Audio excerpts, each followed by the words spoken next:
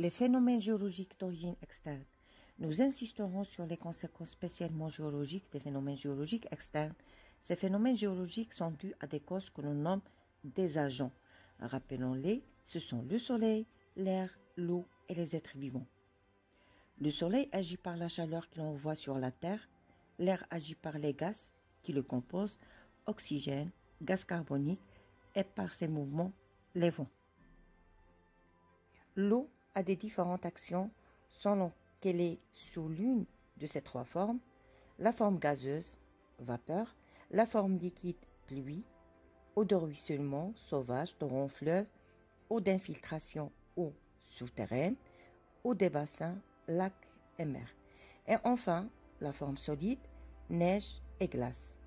Les êtres vivants agissent par leur seule présence, par exemple accumulation de leurs débris, de leurs cadavres, et par les transformations qu'ils peuvent faire subir au sol, par exemple les mollusques creusent les rochers.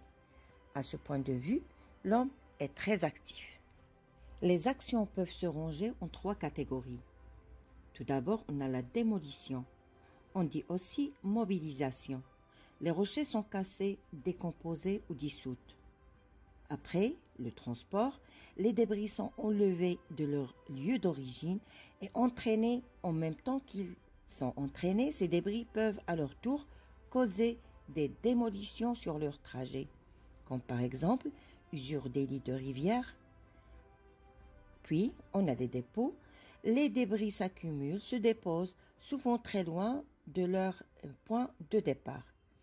Les deux premières actions conduisent à une destruction des parties en relief. Elles tendent à aplanir le sol. Leur ensemble constitue ce qu'on appelle l'érosion.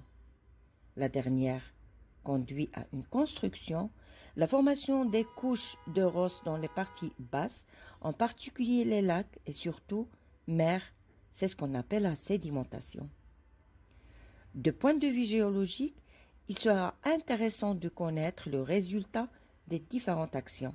De cette façon, en trouvant dans un certain terrain une forme d'érosion ou de sédimentation, on pourra savoir quelles conditions régneraient alors dans cette région.